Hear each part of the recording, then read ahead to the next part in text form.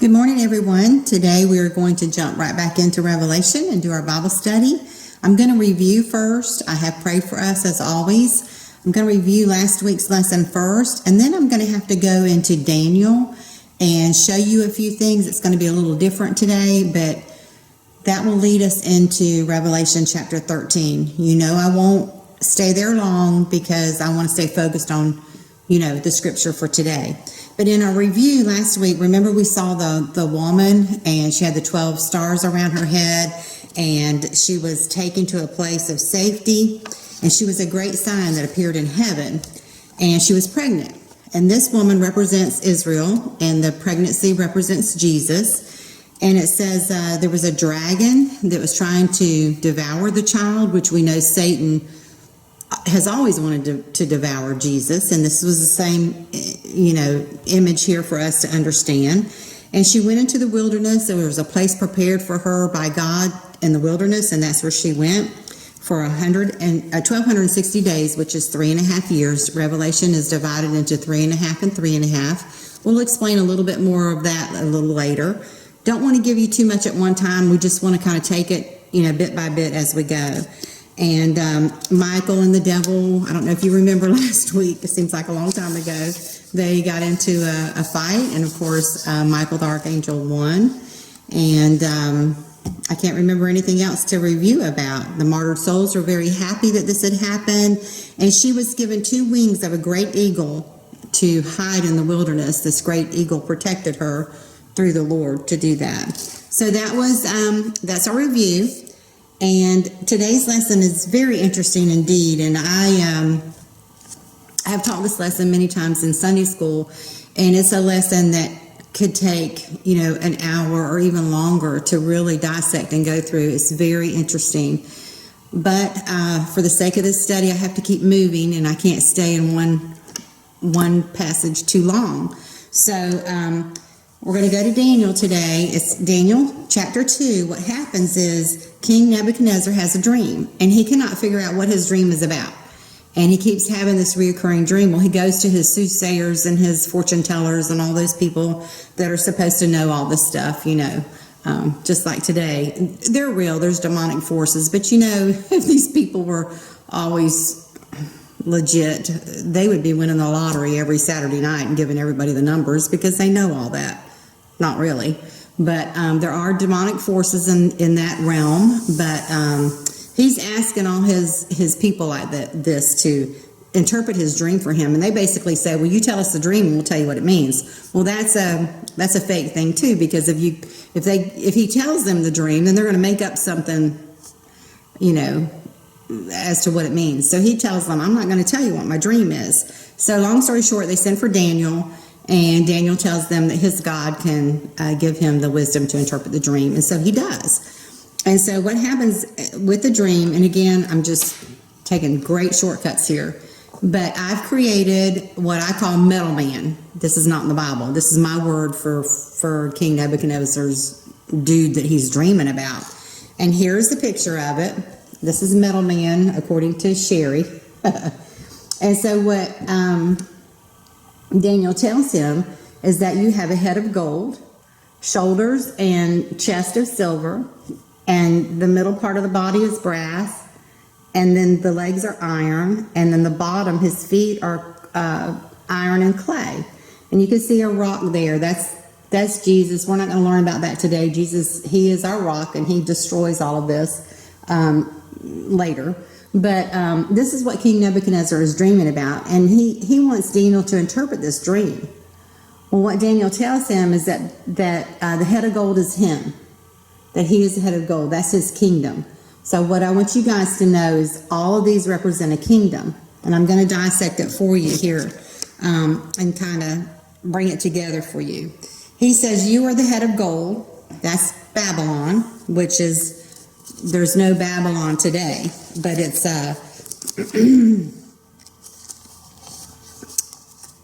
I'll tell you in a minute.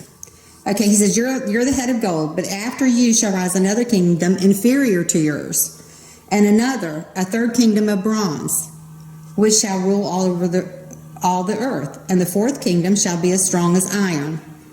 And as much as iron breaks in pieces and shatters everything, I wanted to read that because that's scripture there in Daniel. All right.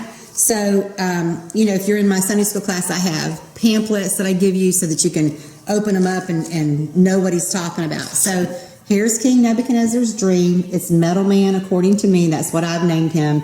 And he says, King Nebuchadnezzar, you're just dreaming about kingdoms. You're the head of gold. There's another one, another one, another. These are kingdoms that he's dreaming about. All right. So then, 5 chapters later, Daniel has a dream.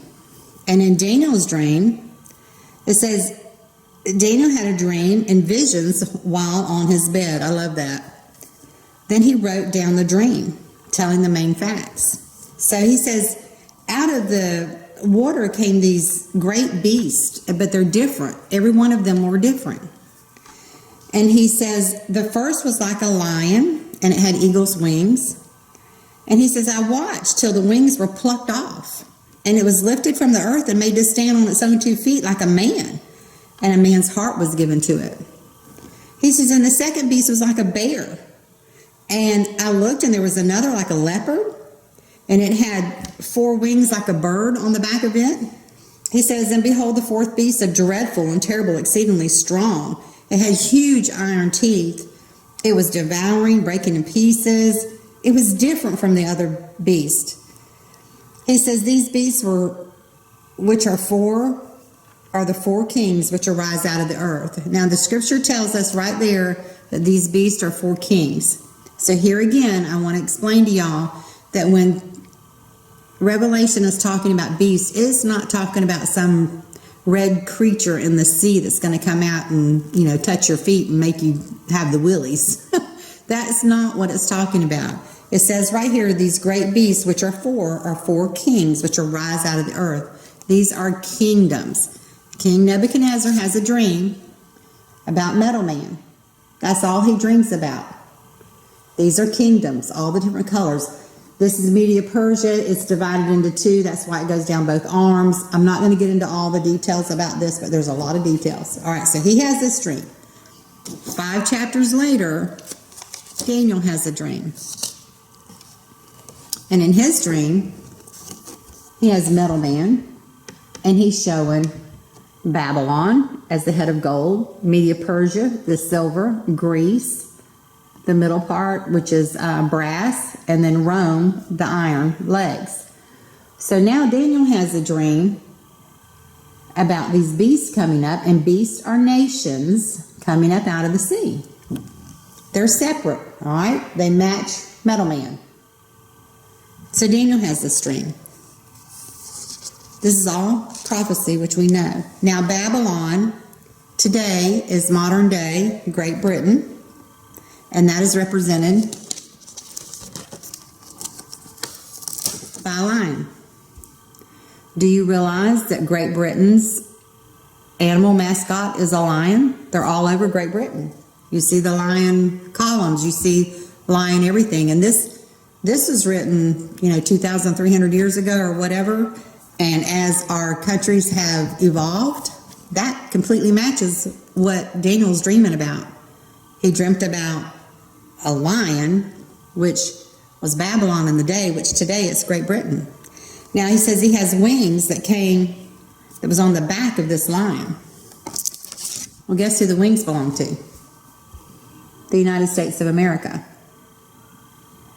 This is prophecy. And I know I keep looking at my book, but I like to read the scripture.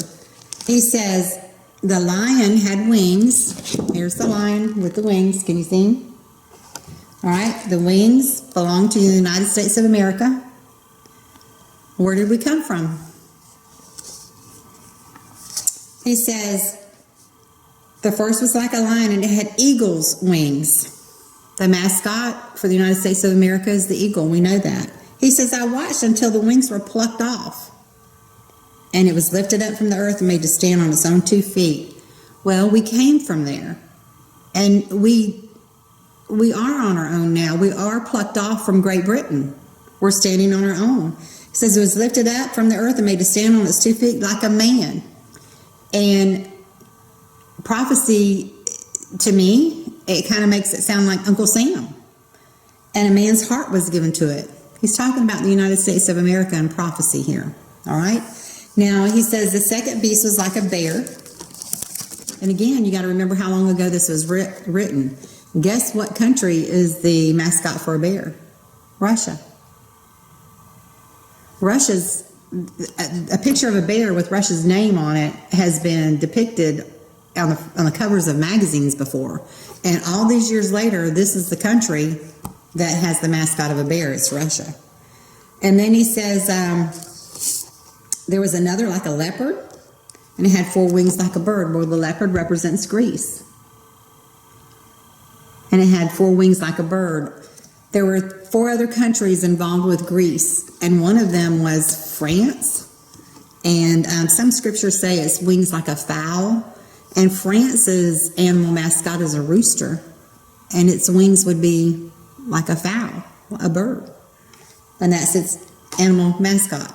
Very interesting. And then the 4th beast is more dreadful than any of them. And we'll understand what the 4th beast is later, all right? It's exceedingly strong. It's devouring. It's Rome is what it is. It's breaking into pieces. And when it has many horns or many heads, it's talking about the times that that country has risen and fallen. They rise and fall. And again, I don't have time to teach all of that right now in this study, but it's very interesting indeed. I just don't have the time to go into detail about it. I think I got enough on the 2 dreams way back in Daniel. Daniel 2, King Nebuchadnezzar has a dream about metal man, and he wants to know what that means, and Daniel explains it to him. The Lord gives him the wisdom to do that. And then Daniel himself has a dream about the beasts that come up, and the Bible specifically tells us beasts are nations. It is in Scripture that that's what they are. And it's politics and religion, those 2 things that don't mix. So these beasts, which is not a red creature out of the sea, their nations are coming out of the sea. They all match. It's just crazy to me how they match the animal mascot that we have now. All of these match up. All right. So now we're going to move. I wanted to tell you that so that we can move on to chapter 13. I'm going to try to make chapter 13 quick since we've already done a lot this morning in Daniel. And I want you to just meditate on that. And just stick with me, all right? So, chapter 13, verse 1, he says, I stood on the sand of the sea, and I saw a beast rising up out of the sea, having 7 heads and 10 horns, and on his horns are 10 crowns, and on his heads a blasphemous name. So he's seeing a creature here coming out of the sea. This means nations coming out of the sea. 7 heads is political. Now, in Revelation 17, we're not there yet, it says, the 10 horns which you saw are 10 kings. It's telling us when you see horns, he's telling John, when you see horns on these creatures, it's kings. It's not some animal creature thing. All right, he says he has blasphemy on his head. He's blasphemous. He's a bad creature. Now, I think we'll just move on then to verse 2, if I can find it. Now, the beast which I saw, now again, this is 650 years after what Daniel and King Nebuchadnezzar saw, okay? 650 years later, John's describing this beast that he sees. And he says, now the beast which I saw was like a leopard. Imagine that. It was like a leopard. Do I have that right side up? He said his feet were like the feet of a bear, and his mouth was like the mouth of a lion.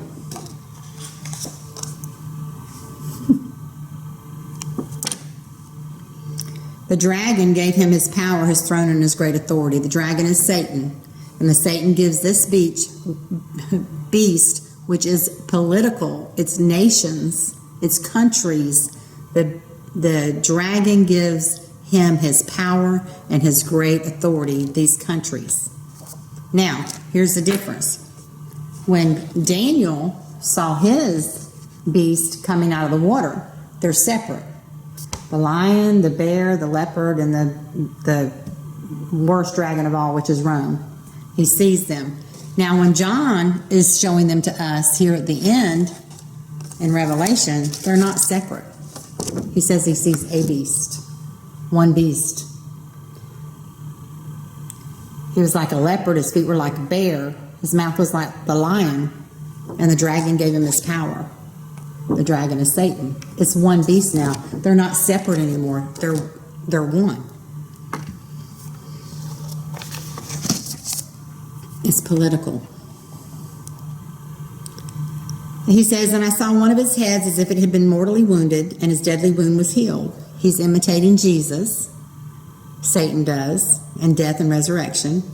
And all the world marveled and followed after this beast. Now, what this is saying is that one of these countries, this nation, whatever, is going to be wounded, but they're going to come back from that. It's pretty simple.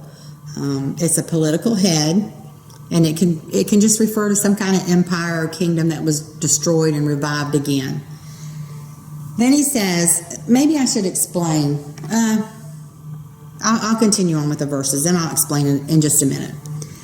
So they worship the dragon. This is this one beast. They worship this dragon who gave authority to the beast. Satan gives it this authority. And they worship the beast, saying, who is like this beast? Who is able to make war with him? This nation is huge. Who is able to make war with him? And he was given a mouth speaking great things and blasphemies. And he was given authority to continue for 42 months. That's 3.5 years. And he opened his mouth in blasphemy against God. This is a nation that is against God. He blasphemes his name, his tabernacle, and those who dwell in heaven.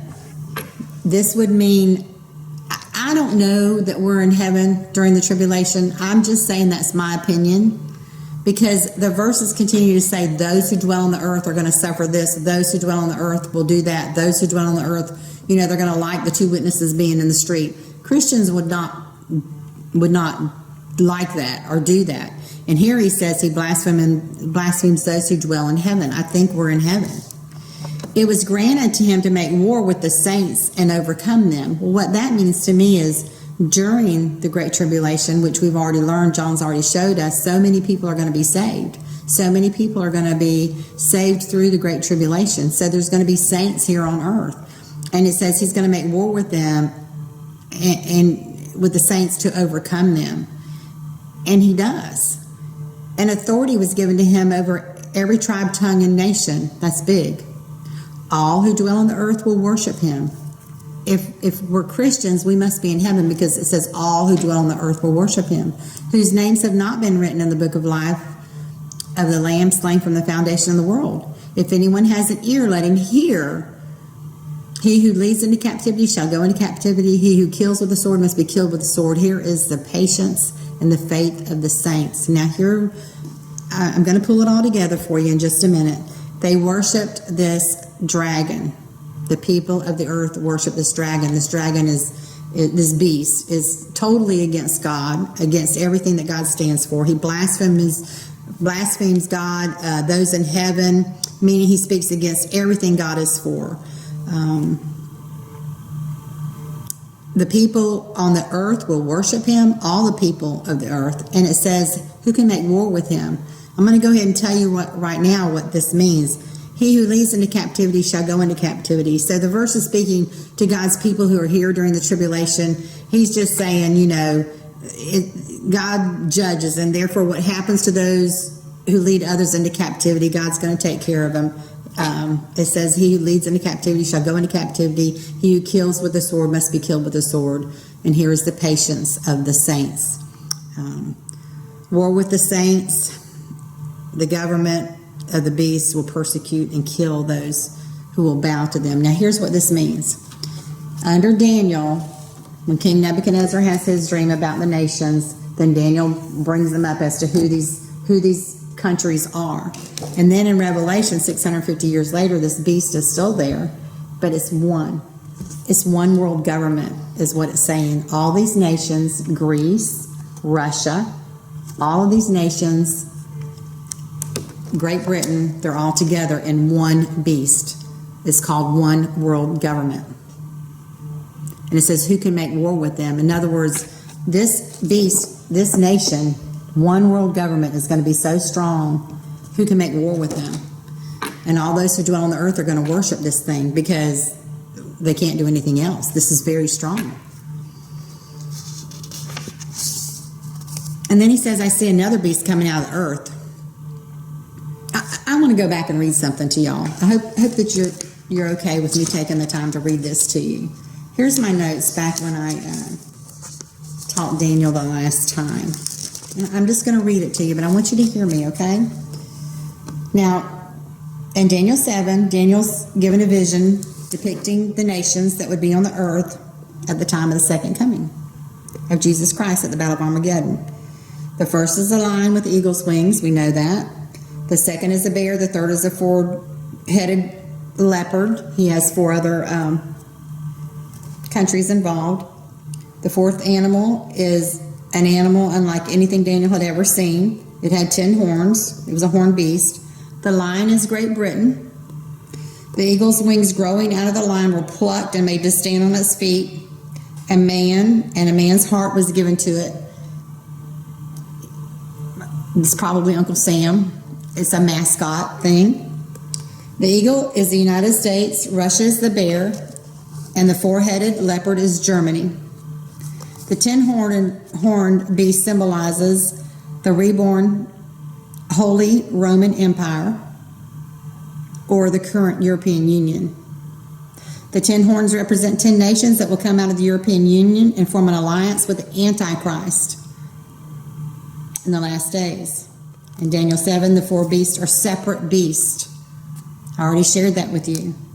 Now we jump to Revelation, 650 years later, and the beasts are one beast.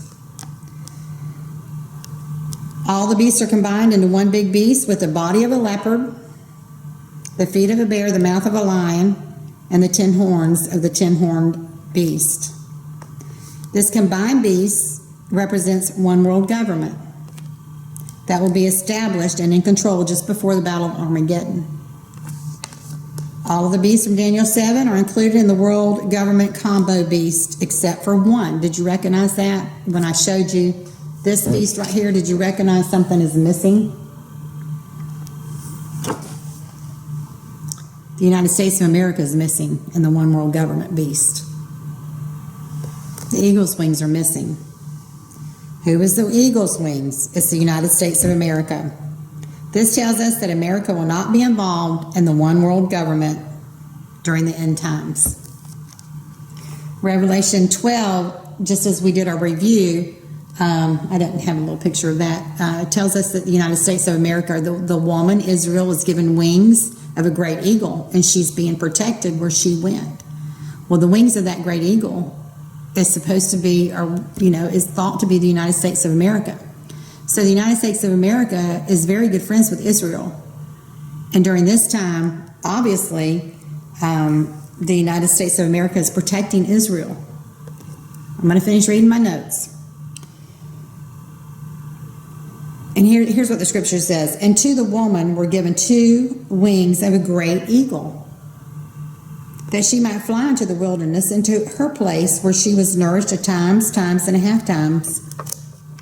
That's 3.5 years. Times is 1 year. Times is 2 years, and a half time is half of that. So we know that global government is moving fast, and the process has always been going on in government, globalization, where we're one nation, one government.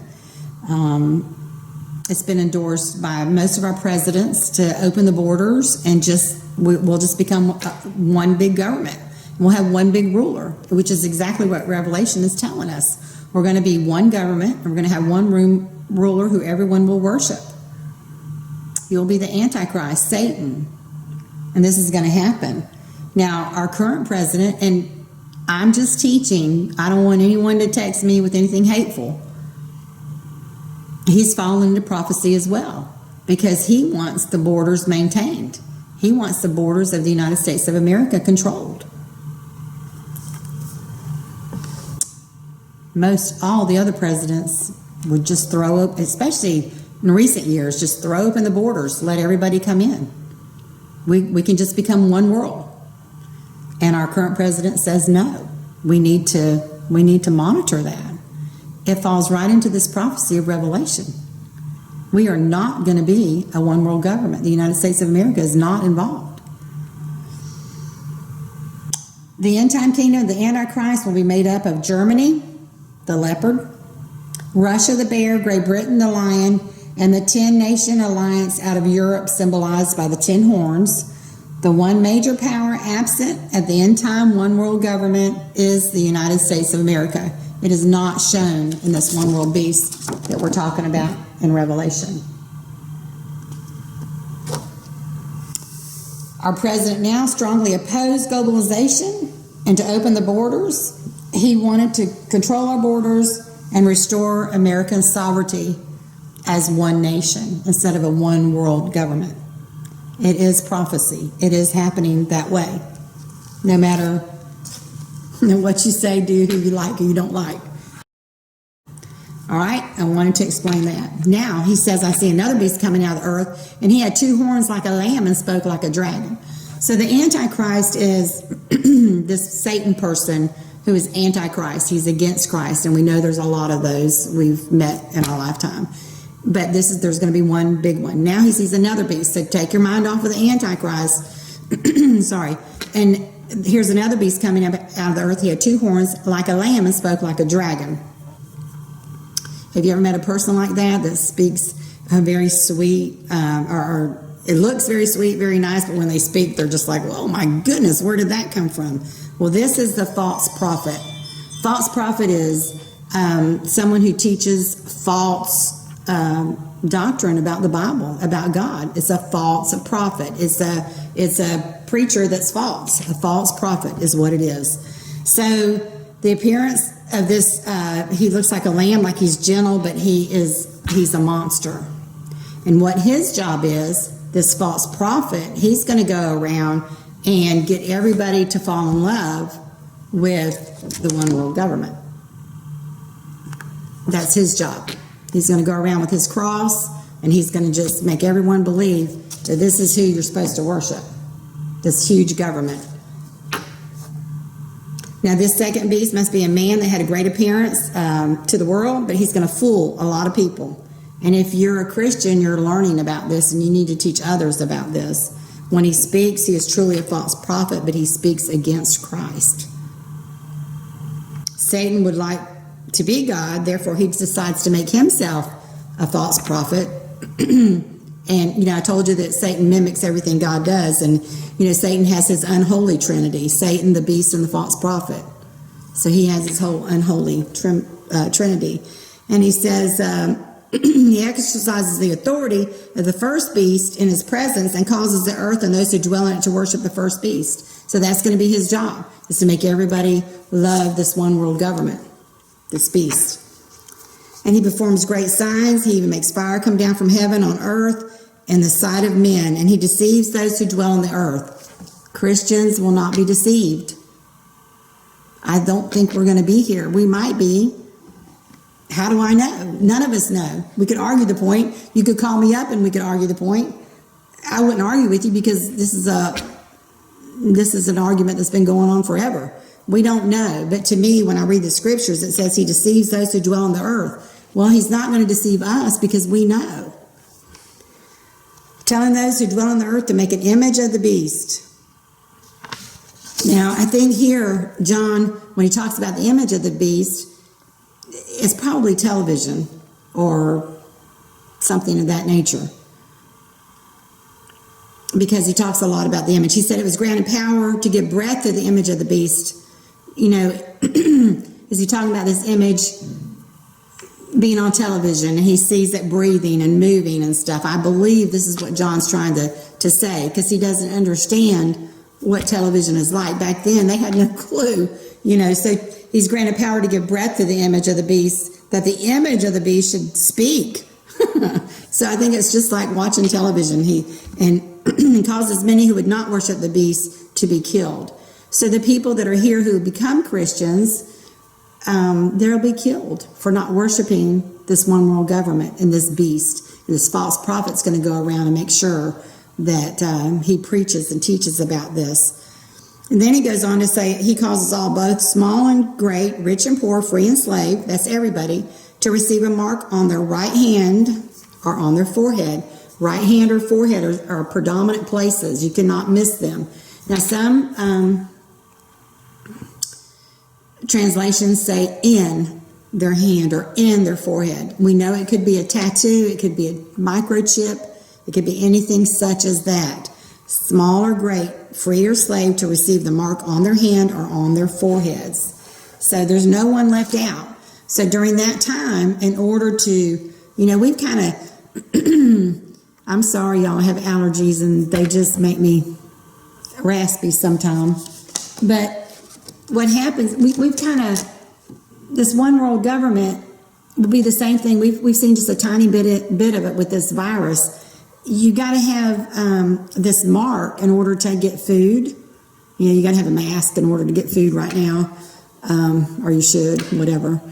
But you got to have this mark to be able to eat, to be able to buy your groceries, to be able to get your water, to be able to get medical attention. You got to have this mark.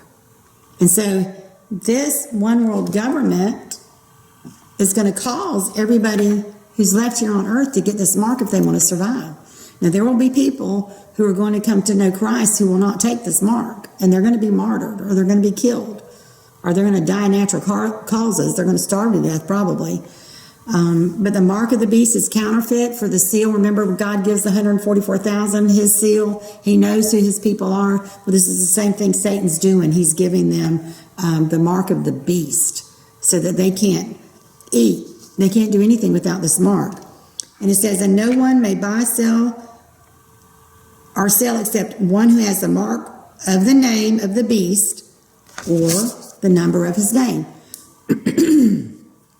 So you won't be able to do anything. It says here is wisdom. Let him who has understanding calculate the number of the beast, for it is the number of a man. Its number is 666. Well, we know that the perfect number in Scripture is 7. So this is the number of a man who's imperfect, and his number is 666. Now, we know that some languages, Hebrew and Greek, their alphabet equals numbers, like their A is the number 1 and so forth and so on. And that's kind of what they're talking about here. Let him calculate.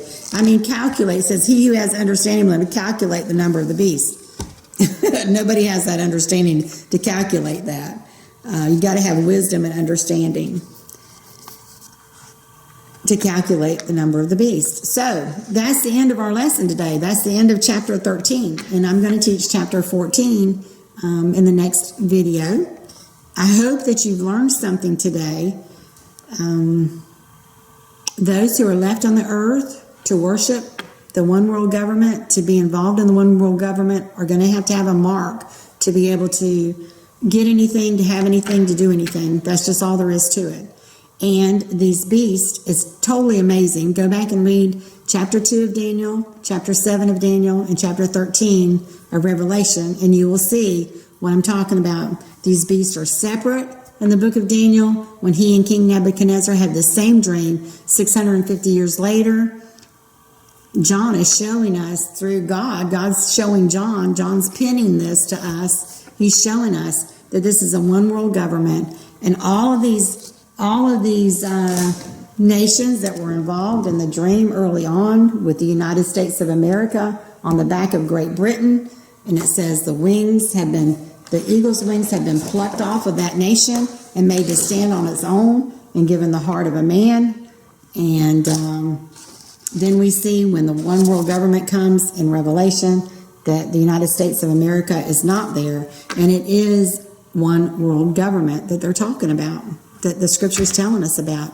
Once we're under our one world government, we'll have one leader that we will have to worship. We won't, but people who are non-believers will worship this one world government, this one leader, and they will have to have this mark, 666, in order to survive during that time. So I don't want everyone to freak out and be afraid. If you're God's child, you're going to be okay. God said he will keep us from the hour of trial. We could be in part of tribulation now. We could be in part of the seals now. I don't know. Nobody does know. We do know that the Battle of Armageddon is going to be huge. That hasn't happened yet, and that will happen. It will be considered World War III, and it's going to be huge. That's where the 200 million are going to come in, and a third of the earth is going to be destroyed. They're going to be killed, and it's going to be a bad time indeed. So just know your scripture, stick with me, and we'll get through the rest of this book. We're halfway done, and I appreciate each and every one of you.